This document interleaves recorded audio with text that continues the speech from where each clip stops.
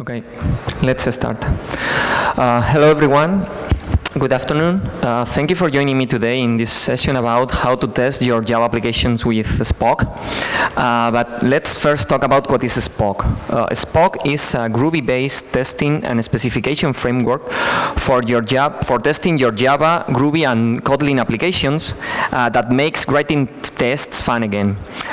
We can write highly expressive and really beautiful tests with Spock because of its powerful DSL and all the power that we have with the Groovy language. We can write tests with less lines of code that are going to be really readable. Spock is also totally compatible with JUnit, so you can use it with your standard tools, with your IDEs such as Maven or Gradle, with your build tools, Gradle, Maven, or your IDEs, IntelliJ, Eclipse, NetBeans, and your continuous integration servers such as Jenkins or Travis or whatever you are using now. So during this talk, I'm going to show you a lot of nice features about Spock and how you can use it. And maybe after this talk, when you go back to work next week, you can try on your projects. But before that, let me introduce myself. I'm Iván López. I love me on Twitter. I'm from Madrid, from Spain, and I'm now I'm a Groovy and Grails developer, and I'm working now on the Grails team at OCI. OCI is the company behind the Grails framework. I'm a committer of the framework now. I'm also the organizer of the local Groovy user group in Madrid, and I also organized a Groovy conference in Madrid. Last March was the 7th edition. I have here a few t-shirts from the conference, and I also have Grails stickers and buttons, so after the talk you can come here and grab a few of them. I'm also a regular speaker at different conferences. So, I could spend something like 20-25 minutes talking about all the theory about testing, why it's important to test, and explaining a lot of things about unit testing. But I'm not going to do that. I'm going to assume that all of you test your applications, right? You test your applications? Yes? Perfect. And even if you don't test your application, I'm pretty sure that you are aware of all the benefits that we have when testing the applications, because we can, for example, make sure that we are not going to introduce new bugs when refactoring the code or when adding new features, right? So, as I said, I could talk a lot of time about theory, but I don't like to do that because I'm a developer, so I like to see code. So basically, this is my last slide. And now I'm going to show you Spock in action, right? So this could have been the title of the talk, Spock in action. Don't worry about the code. The code is already on GitHub. I will publish the repo after the talk, so you will have all the code to try and after the talk. So I'm using the IDE, and I'm using Gradle, but as I said, you can use Maven if you want. And the only thing you need to do to introduce Spock in your current Java project is adding this line. Okay, the dependency on the Spock framework on test compile. I'm also adding this one because Spock provides its own Groovy dependency, but it's not the latest one, so I'm just adding the latest Groovy version. I just need an implementation for SLF4J, and let's forget about this. We will talk about these lines after the talk, right? That's the only thing you need to do to introduce Spock in your projects. So I have here in source main Java a lot of Java code that I'm going to show you how to test it, and the tests are in source test Groovy. Okay? So let's start with the first one. Let me do this and probably this. So this is not the first one, sorry. So the first thing you need to do when you want to write a Spock test is extend your test class from a specification, Spock lang specification. And this class, as I said, the Spock is compatible with JUnit, so you can see here that this is the JUnit runner. And it's Spock used its own runner. It's called, the name is Sputnik. The name comes from Spock and JUnit. And with this runner, here basically is where the magic happens, but you don't need to worry about it, right? The only thing you need to do is extend from that class, and that's all. The second thing I want to show you is that you can write the name of the test just in plain English or in plain Russian if you want, right? You open a quote and write the name. You don't need to worry this ugly test in camel case that you are not able to read, right? And the next thing that Spock forces us is to write the test in this form, this BDD form, given when then. Given something, some input, some setup, when something happens, here in the when part you put the thing that you are testing, then this should be true, right? These are your assertions. And sometimes if you are writing, for example, JUnit test, you probably write test like this, putting these things given when then in comments, because with JUnit we don't have that, right? You can put the comments if you want, but the framework doesn't force you or doesn't force you to write the test in the right way. Here you need to do that, and as you can also see, we can write a small description here of the things that you want to test. So when I start writing a new test, what I actually do is writing something like this, just explaining what I want to try or what I want to test. And I'm going to run this test. It's going to pass now because I'm actually not testing anything, right? But you can see that this code compiles. And then you write the actual test. So given this input, some string, when I reverse the string, this is what I expect. The reverse string should be like this, hello world reversed. And you can see here that I don't need to write here assert. Every Boolean condition in the then part is an assertion. So I can run the test now again, and it will pass, right? But now we are executing this code. And as I said, Spock forces us to write the test in this form. So I can't do something like this. Then, I don't know, true. If I try to run this, it doesn't even compile, right? Then it's not allowed here. Instead, use and expect whatever. So we are forced to write test something like write, you know? And sometimes, this is a general way, given when then.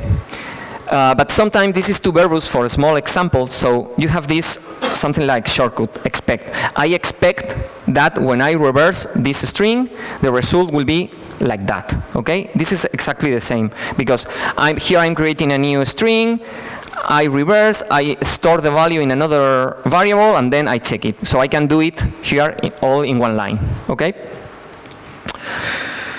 Okay, next one. So as I said, we can test Java code. In all the code that you write in Spock is Groovy code, but you can test Java code. So I have here, this is a Java class. You can see because it's too verbose, there are semicolons everywhere. So I have here this Fibonacci sequence, 1, 1, 2, 3, 5, 8, and 13. I just return this array. So, sorry. This is a Java code, this is a list of integers. And I just return this list. I store in this variable numbers, and what I'm going to try just is add a new number. So in Groovy, the left shift operator is overloaded, so I can do this, or I can do numbers.add. It's the same, and I just want to check that after adding the number is there. So it's nothing fancy, but I want to show you that you can test your Java code without doing anything else. And these numbers, it's, as you can see, a list, because it's the return type that we have here in this Java method. But we can do more things. So I have here another Java code. I'm returning a list with 4 users. User is just a POJO with a name and last name, constructors, getters and setters, okay? And here I create 4 users, and I return a list of those 4 users. And now let's write some test with this list. So let me do something like this, because now you can see the code, the tests. So I can check that the size of the list is 4, because we have 4 users here. I can get the name of those users, and the names are Sheldon, Leonard, Russ, and Howard in that particular order, because list has order. I can sort the names alphabetically. So now the names are Howard, Leonard, Russ, and Sheldon. Here, what I am doing is, in this line, I create a new list with the size of the last names, right? So it's 6, 10, 12, and 8 because Cooper has 6 letters, Hofstadter has 10 letters, Kotropoli has 12, and Wolgogit has 8 letters. And in this last line, what I'm doing is I get the name of the user with the smallest name, which in this case is Rat because it only has 3 letters. And I want to show you one thing, which is this one, users.name. Remember that users is here is just a list, is the type that we are returning here, a list of users. And there is no username or there is no name method on the list, right? So this print line users.name. So what Groovy is doing here, you can see it's spreading a collection field. Basically, it's executing or Groovy is extracting the name of all the users in that list. We can write the same with the spread operator, but we can also write something like this. We can collect, which is a method that will iterate all the elements in the list and will apply a transformation. So in Java 8 we have lambdas, in Groovy we have closures, which are pretty much the same. What I can do is I can say, okay, I want you to extract the name.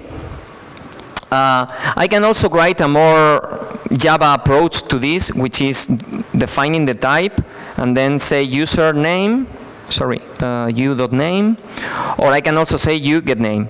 In both cases, I am calling the getter, right? Because Groovy, even if we call a property on the user, it's calling the getter. So these 2 lines are exactly the same.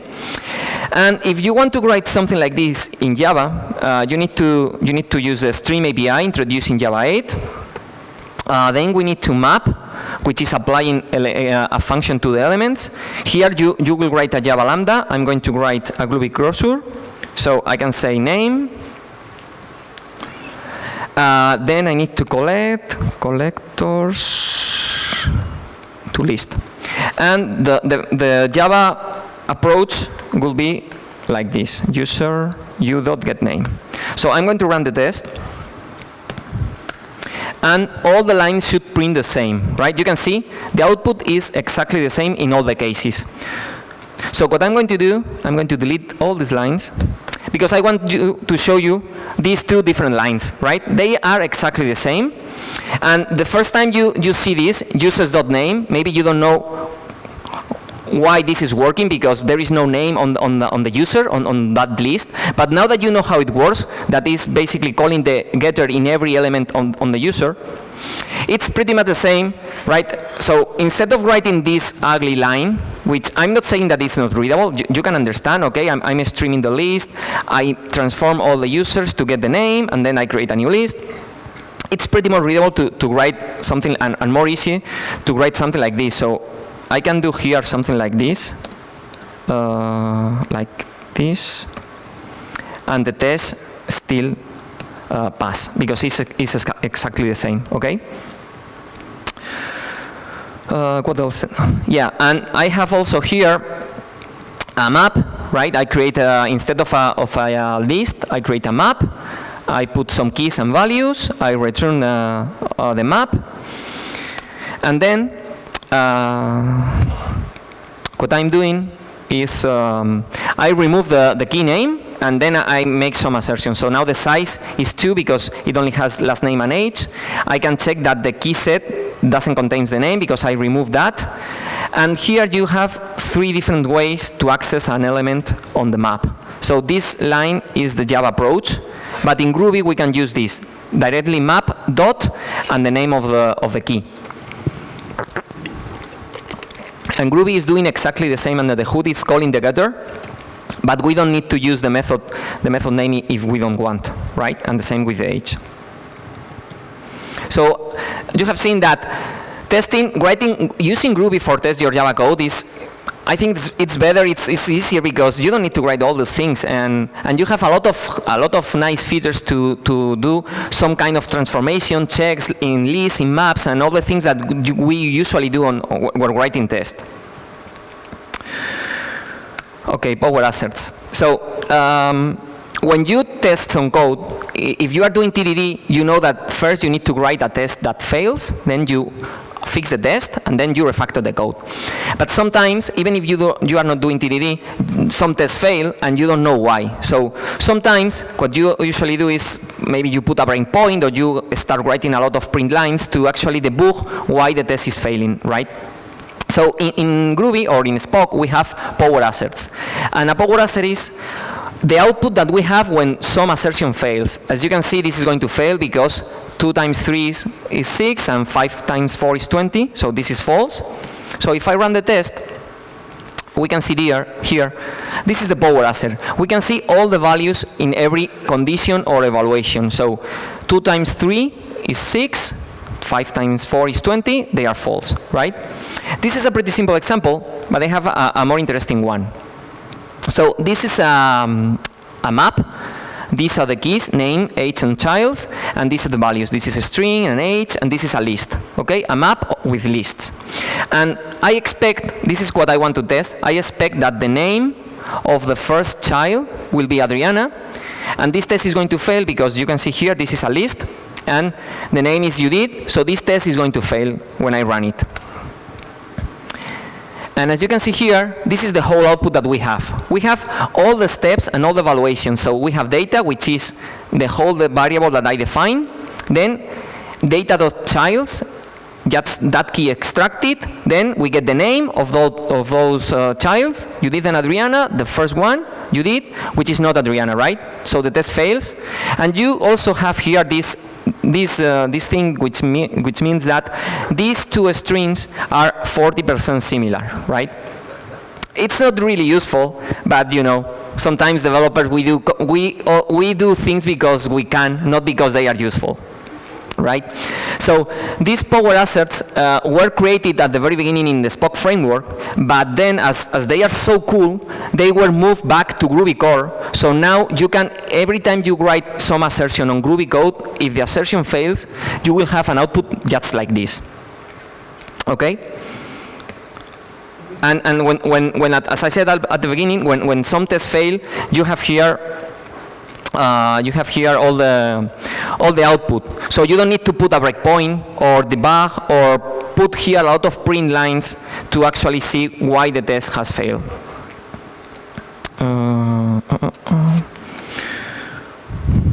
Exceptions. Okay, sometimes we want to try or test some code that may or may not throw an exception. So I am pretty sure that you can now read this code. I'm trying to convert this foo string to a long. So foo is not a valid long value. So the test is going to fail, and it's going to throw this exception. And this is what I'm saying. When I execute this, I expect that the execution throw number format exception. This is going to fail. Sorry, it's going to pass because this exception has been thrown, but we can do a lot more things. So I can say, for example, I can assign this to a variable, and then I can make assertions into that variable. So I can say e.message, and I can check, let me check my notes, for input a string foo, right, the quotes.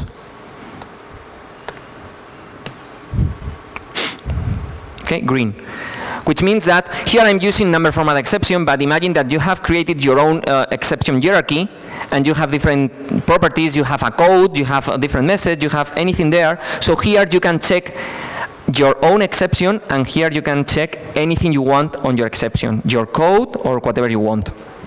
And another thing that you can do is something like this, should not throw an exception. So if I put now a valid value, I want to make sure that this code doesn't throw an exception. So here I can use not thrown number format exception. And if I run this test, it's going to pass because this code doesn't throw an exception. And the last thing I want to show you about exceptions is that what happens if I'm expecting another different exception, so null pointer exception. This exception, so an exception is going to be thrown, but it's not this one. So the test is going to fail and we can see here the output. I was expecting an exception of type null pointer exception, but got number format exception. So we did three things: thrown, not thrown, and assign this to a variable and checking anything. You can check anything you want related to exception in your code. And the nice thing about this is that you can put here some code, then you can put more when-then blocks in the same test, so you can say, okay, when I call this method with a 5, it passes, and then when I call with a -1, it throws an exception, all in the same test. Okay, data-driven test. This is, for me, is one of the killer features of Spock, because sometimes we write some test that we want to test with a lot of different data. It's the same code, but we need to put a lot of data there. So this is a pretty simple example. I'm only checking that the number is even.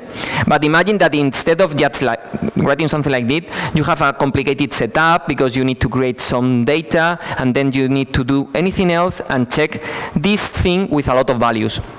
So to do that, you introduce this new block, the word block, and here what you can do is you define a variable, and these variables defined here in the word block can be used in the test. So this code means that this test is going to be executed 5 times, 1 per value in this list. It's going to pass because all these numbers are even, right? It passed. We can also define more than one variable. Here I'm only defining a number, but we can define more than one, and it's exactly the same, x, y, and result. But the problem with this approach, defining here more than one variable, is that we read this word block in column mode, meaning the minimum value between 1 and 2 should be 1, right? We read it in column mode. Let's run it. Green. This is not bad, but we can do it better, because we can write this something like this, like a data table. So here we define the same variables, and then we define new entries, adding a new row, right? So the minimum between 1 and 2 is 1. If something is failing, or I can just quickly comment these lines, and if I want to add a new test case, the only thing I need to do is do something like this. Right? And you don't need even to worry to format the table, because your IDE is smart enough to do that for you. So you don't need to just format the table. The problem with this approach is that when a test fails, right, you only see that the test has failed. But here we are running this test 4 times, and we are not sure what test failed. This is, as I said, this is a pretty simple example, so you can see, okay, it's the last one. But with more complicated tests, it's not that readable. So what we can do is introduce this and roll annotation. And this annotation, what it's going to do is, it's going to basically split the results in the report. So if I write here this 12, 23, and 43, and run the test, we will see 4 results in the test, right? And we can see here that the last one, the number 3, is the one that failed. So it's an improvement, but it's not. So we can do it even better, because okay, the index 0, 1, 2. So what we can do is replace the name of the variables in the method name with the hash. So now, if I do again this and run this, we can see that in the test report we have the variables replaced, right? And now we can see that the exact values that make the test fail. And the last thing I want to show you about this thing is that so in this first example here, I was using a list. This is how you write an array list in Groovy. But you can use here anything that is iterable. So let me show you. So let's start with the word block. I have this file, users.csv, which has only four names, right? Name, comma, and colon, and comma, and last name. And what I'm doing here is I read the file, I read all the lines, and I create a new list splitting by comma. So basically here what I'm doing is I'm parsing that CSV file. So this is you can do that, but this is a really ugly way to parse a CSV file. So for a demo and for a test, it's fine, but please don't do something like this on production code. Use libraries to do that. So with all those users that you read from this file, I'm going to create a new list with these two variables, the name and the last name. And then with these variables, we go back here to the given block. And here, what I'm doing is I'm basically converting, so this is a map, the key name, this is the value, key last name, and the value. I'm converting this map as a user. So this is a Groovy trick, this is called coercion, and I'm coercing this map as an instance of the user class. And this works because I have here name and last name. So the property match, so Groovy will know how to convert this map to a user. And then once I have my user instance, I want to make sure that this is actually an instance of the user class. And then I extract the name and the last name from the user and check that they are the same that I read from the file. But I'm pretty sure that you don't believe me. So what I'm going to do, I'm going to add here a new one. And here, I'm going to use the unroll annotation, because you can also use, you can define the variables here on the unroll annotation. So I can say name equals the name. And as you can see, your IDE knows about all those variables, and you have auto-completion even inside the string. And last name equals the last name. And now, if I run it again, you will see that the 5 users has been read from the database, and they have been created or converted as a user, and everything works as expected. So with this data table, this is really useful to write tests that are pretty much the same, but with different data. Okay, mocking. Let's talk a little bit about mocking. So when you are testing production code, or really, so not the demo code, you have, for example, this piece of code, and you want to test it, but you have here a collaborator, right? And the thing is that when you unit test this code, you don't want to worry about this one, because you are going to unit test this thing in another place. So, but you need to deal with this, and one way to deal with this collaborator is mocking the collaborator, which means that you are going to check if that collaborator has been executed, has been called. With other frameworks, such as, for example, JUnit, you need to use an external library. You can use PowerMock or Mockito to mock your dependencies. With Spock, you don't need to do that. Spock provides its own mocking framework inside the Spock. So this is the thing that I want to test. I want to test what happens when I create a new user, okay? So this is a Java class. I have here, I receive a name and a last name. I create a new user. Here I have all my business logic. I check anything I want. I store the user on the database if I want. I do anything I want. And then finally, I want to notify the user, so for example, with an email that, okay, your account has been created. This notification service, it's just an interface. I don't have an implementation. I don't need it, right? But I want to mock.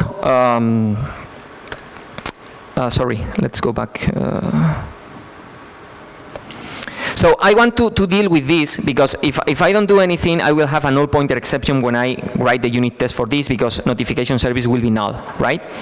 So what I do is I use mock, and I'm going to create a mock of that interface. I store on that variable, and then I instantiate my user service with that mock collaborator. And then when I execute my method, what I want to check is that this method send notification on this mocked service has been executed once and only once. And I also can check these parameters. So here the underscore means I don't care about this parameter, but here I want to check that the second parameter is user created, which is the message that I'm returning here.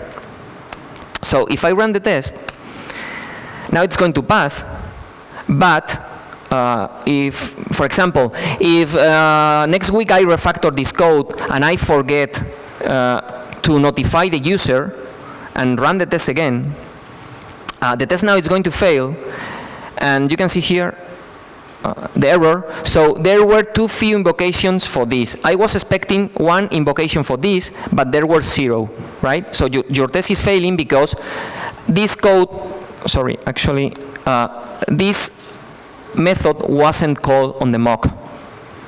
Another thing that you can check is, remember this message. So if I change here, for example, the message, and I go back here and run the test, the test is going to fail again because there were 0 invocations again with this thing, but you have here a hint, something like, okay, there was this unmatched invocation that maybe is the invocation that you are looking for, because here I changed the message, right? And the last thing you can do here is, if you don't care about parameters, so you can put here another underscore if you don't care about parameters, but you have a shortcut for this, which is star underscore, meaning I don't care about any parameter, just make sure that this method has been called. So now the test will pass because I'm not checking the message. But you can also say, okay, I don't care about the method. I just want to make sure that some method has been called on the service. So you can put another underscore. And you can also say, I don't really care about which mock, so I can put another underscore, and you know how this is going to end. I don't care about anything else, so you put another underscore, right? So this actually works, but it's not useful at all, yeah? Because you are not doing anything. It's kind of writing an emoji here on the test. But what you can do, let's go back to this. It's do something like this. You can put here a 0, saying, okay, I want to make sure that this is executed only once, but anything else is not executed, right? So you put here a 0. And this thing is really useful. So there is a shortcut for this, which is like that, right? So with this, you say, okay, nothing else should be executed in this test. And you can put here a lot of things. So for example, you can do, okay, I want to check that this is called between 1 and 3 times. And there is a lot of different things here that you can do. Another thing that you can do, remember this underscore here, is checking that thing. So the problem with this thing is that we receive a name and a last name. We create here a user, which is a local variable now in this method, and we pass the user. So we cannot access to that user variable from outside this method. But actually, we can with Spock. Because here we put a closure, and inside this closure, we put any Boolean condition. In this case, I know that this is a user, so I want to make sure that the name of the user is this one. If, for example, I change here and I do this, I change the name, the test should fail because the condition is not exactly the same, right? If I put this name back, the test pass. Sorry, it's not passing. Oh, come on. The message, I change it. Yeah, green, okay. What else? So in these examples, this notification service is an interface, right? So it's pretty simple to mock an interface. But sometimes you need to mock an implementation because, for example, you can create an interface, or it's not your code, it's a third-party library, and you don't have an interface, and you cannot do anything with that. So here, I have this email service, which is just this. It's print out this message, but I want to mock it, right? I want to mock this implementation and replace it with my mock object. So to do that, remember this, you need to add this line on the class path. Basically, you need to add cglib to make sure that Spock can mock an implementation. If you forget to do this, Spock will fail saying, you are trying to mock an implementation, you can do that, please add cglib on the class path. So it's pretty simple to fix that issue. So now I can mock here an implementation, and when I call the method on the implementation, I can check that this method has been called, and you can see that it passed, and you won't see the current implementation being executed. Another important thing is about the order. Imagine that you are sending 3 messages, and you want to make sure that the 3 messages are sent in that particular order. You need to put 3 different then blocks, right? So the test is going to pass now, And if I change the order of the messages, and I run it again, it's going to fail. Because Spock checks the order of the assertions here on the mock things. But if you put everything in the same then block, now the test is going to pass again.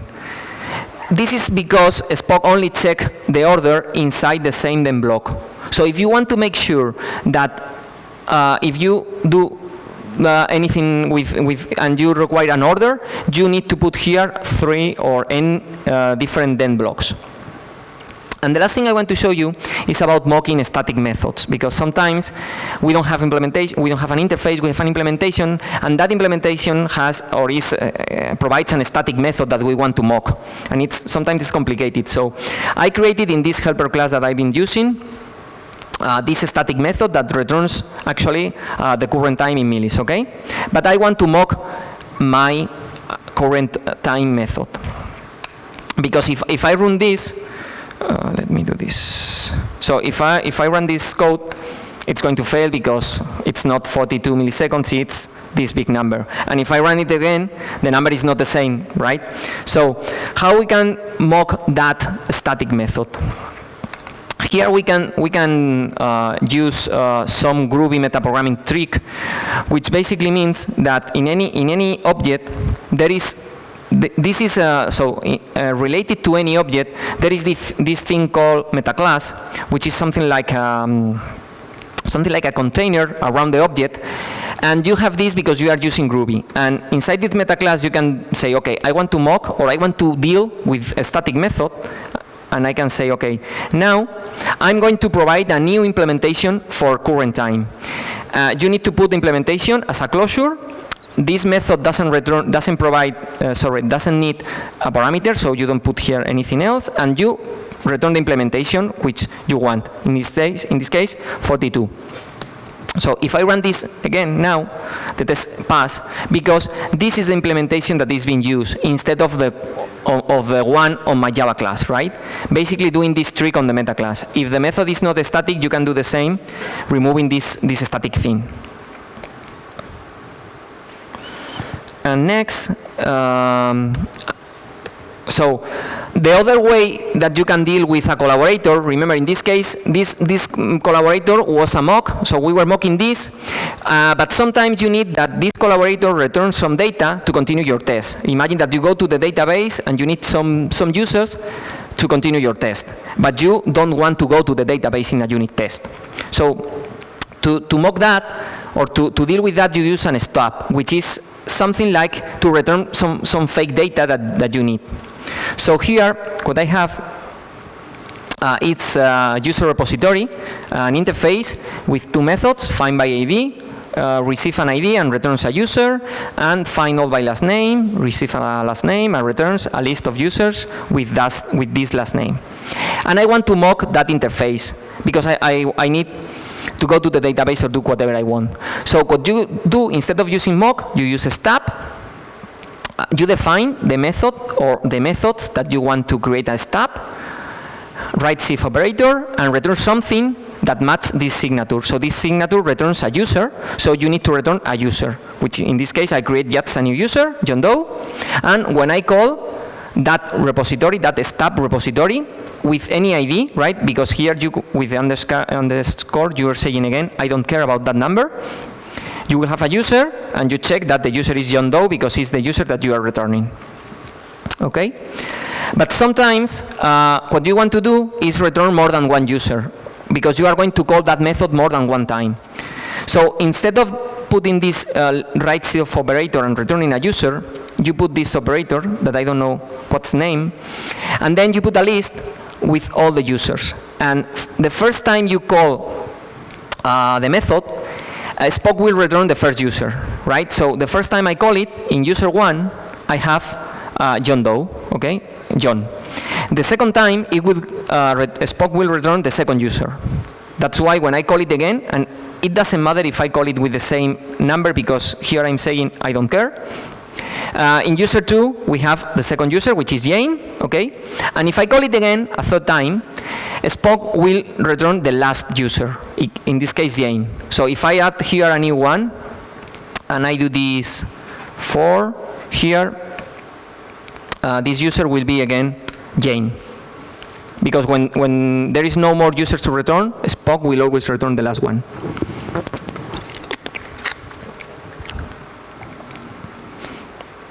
And you can also return different parameters or different values depending on the input parameter. So instead of using the underscore as I'm defining here, you can say, okay, when you pass ID 20, I want Jane. And when you pass 11, I want John. So when you call it with 11, even if it's the first, and here is defined the second one, when you call it with 11, I'm going to return John. So in user 1 here, we have John, and in user 2 with 20, we have Jane.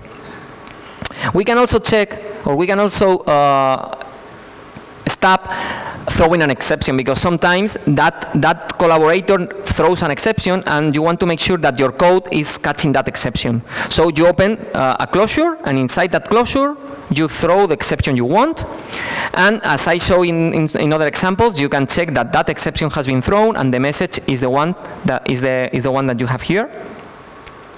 And in this last example, I want to show you that you can define any method on that, in this case in that interface, with any parameter. So here I don't care about the ID, but here I care about the last name, right? So it doesn't matter this ID, it's going to return Peter, and this though, which will match with this one. That's why the size of that list is 2, because here I'm returning a list with 2 users.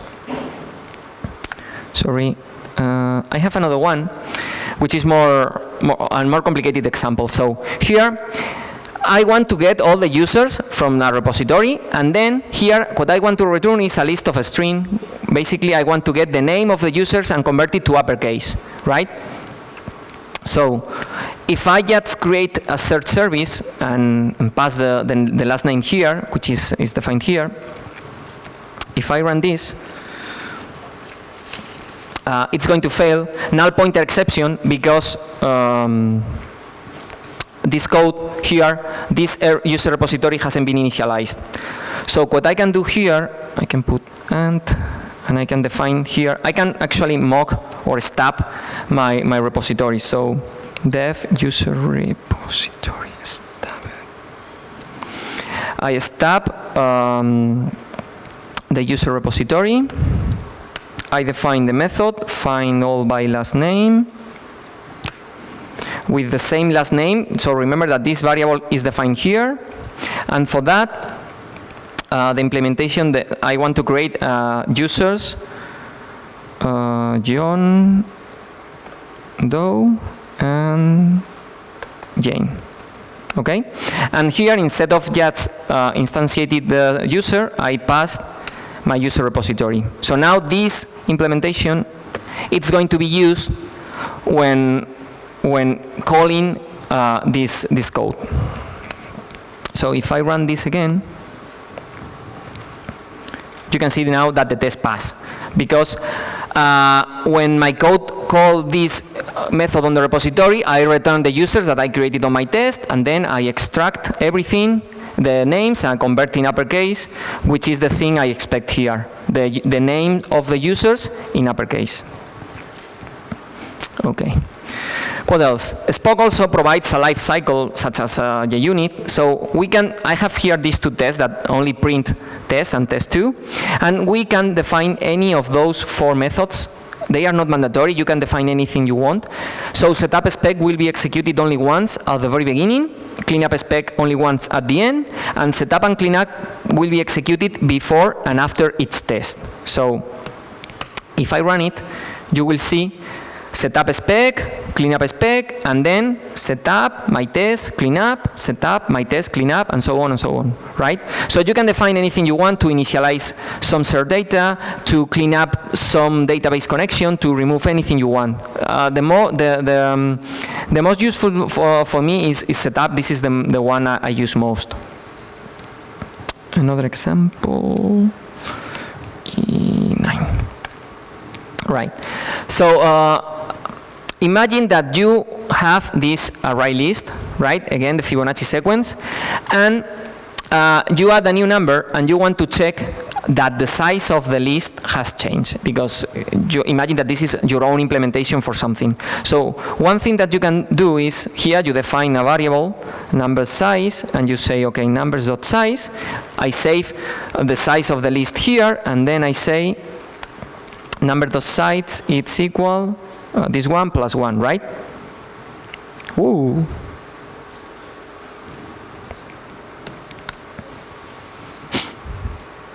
Okay, the test pass, because we save the size of the list before adding the number, and then we check that the new size is the previous one. And we do that, saving this variable here and using here, because we are developers and we think like that. But regular plain people don't think like that, right? Because what you expect is, okay, the new size should be the old one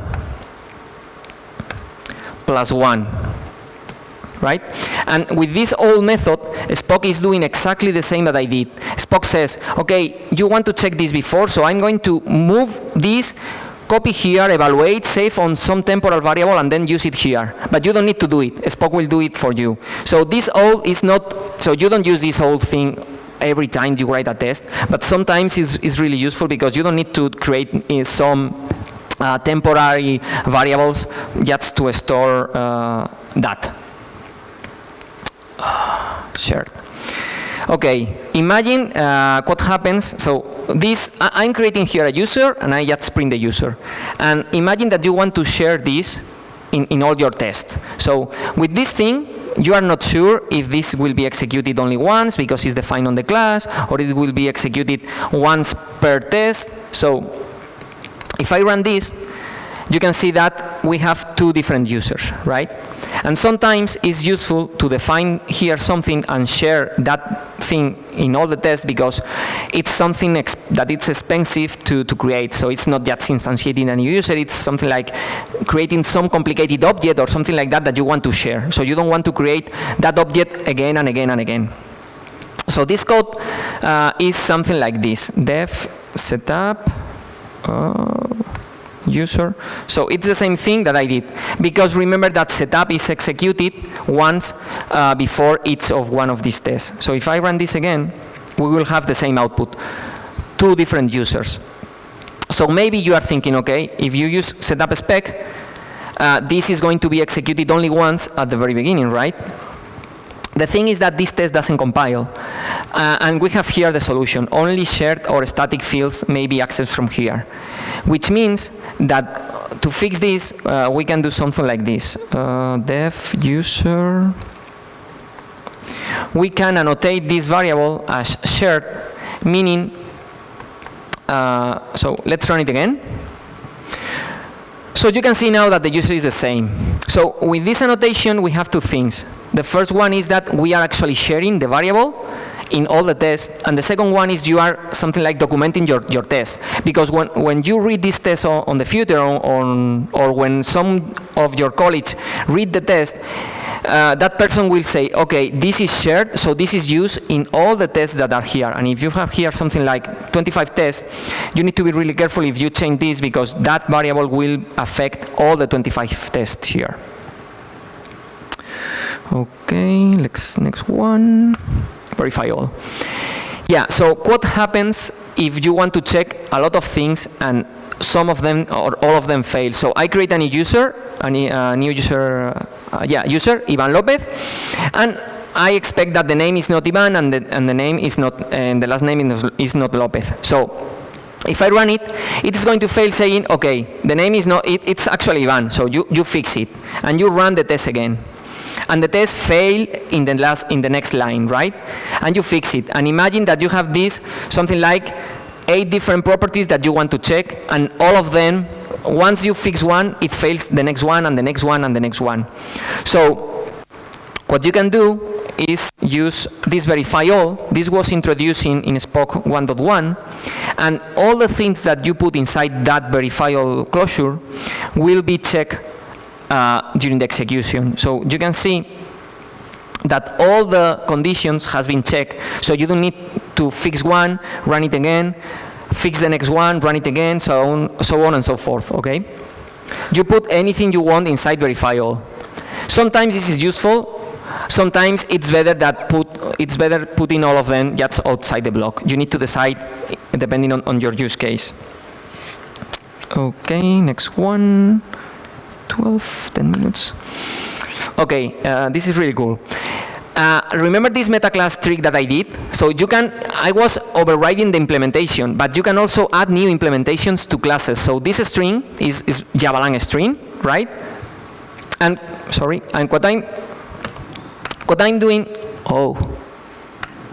doing here is adding a new method on the string class called sayHi, and the implementation for this sayHi method is hi and the delegate, which is the value of the instance in which you execute the method call. So if you have this string, Heisenbug, you have now a new method called sayHi. So when you execute this method that I just add here, this is the implementation, hi Heisenbug. So I run it, and the test pass because I've added a new method to the string class.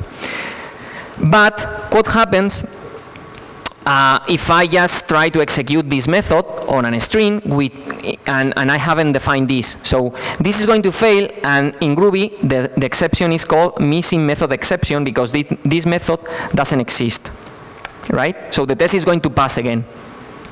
But what happens if I run both tests at the same time? Right?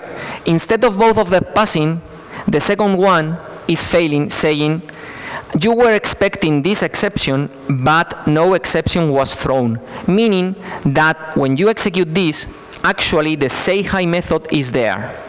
And it's there because here you are modifying the meta class of the string, and it's here, right? So this thing is called test pollution, because in one test you are polluting, you are modifying something, you are doing something that affects other tests. In this example, it's pretty simple to fix it and to know that it's because of this test. But when sometimes I'm pretty sure that this occurred to you, you run all your tests and one of them fails, you go to that class, run the class, and all the tests pass. And if you run all your whole battery, 1,000 tests, one failed. Run that class and pass. So this is pollution, and this means that one test, it's modifying the behavior for that one. And these kind of things are really tricky to fix because sometimes you have no idea where are you modifying something. In this case, to fix this, what you want to do, you can use this annotation, confine meta class changes, meaning that, and the name of the class. So in Java you can write a string.class, in Groovy you can write only the name. This means that Spock is going to take a look at all the modifications of the meta class, of this class, which I am doing here, and after this scope, which is this test, is going to revert back all the changes that I've done. So if I run the test, both tests now both tests are going to pass, meaning that when I execute this method doesn't exist and the exception has been thrown, right, with this annotation.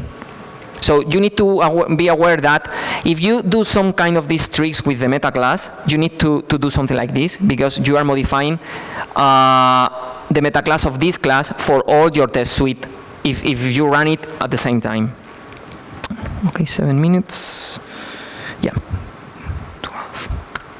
So these are pretty much the same as JUnit. So imagine that you have some tests that you need. For example, you require that to run this test, you need to be running on Linux, or you want to ignore the test if you are not using Java 8 compatible. These are just helpers that Spock provides.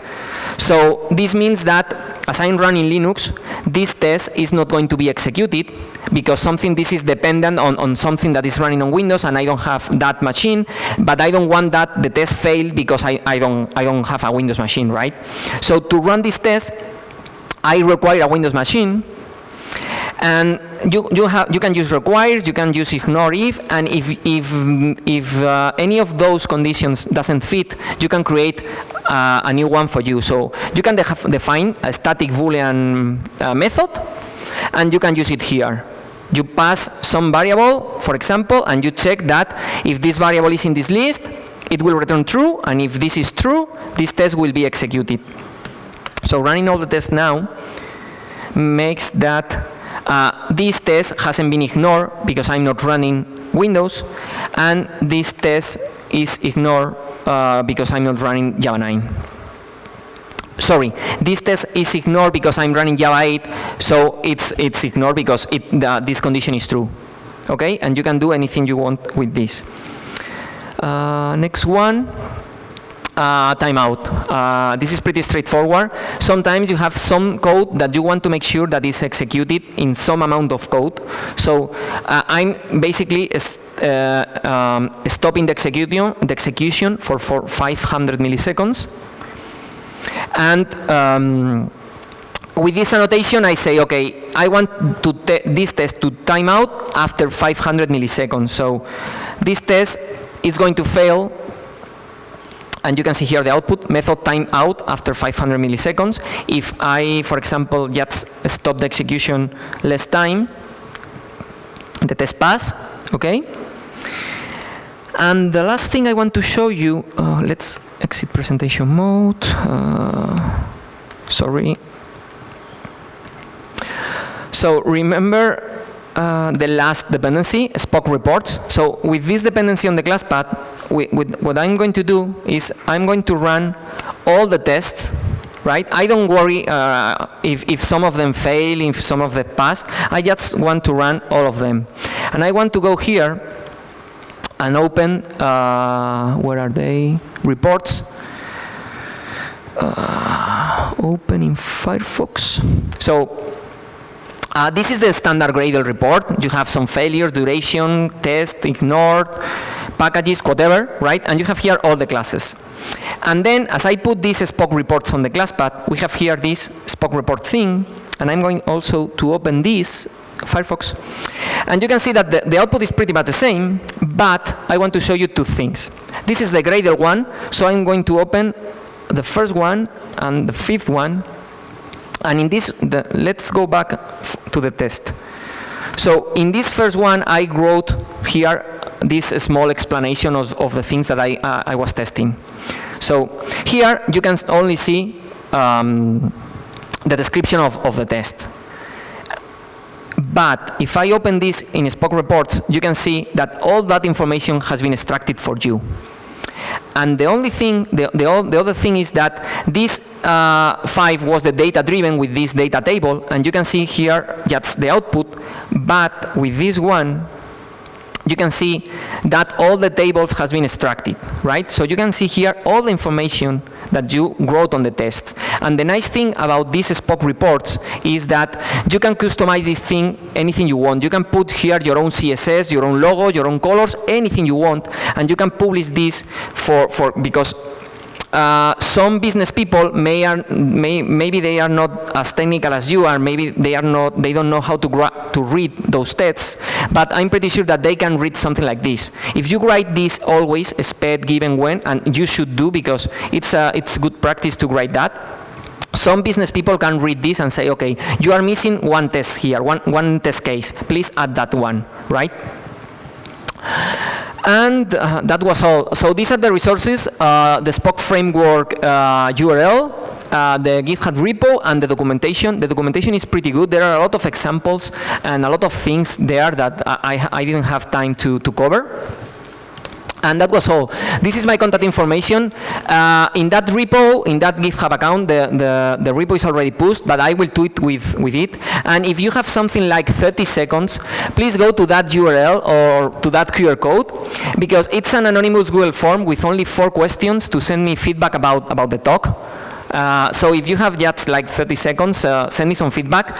If you like the talk, please let me know. If you didn't like the talk, let me know. It's anonymous. You can say anything you want.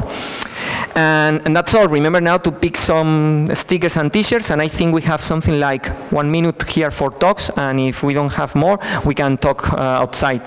Thank you very much.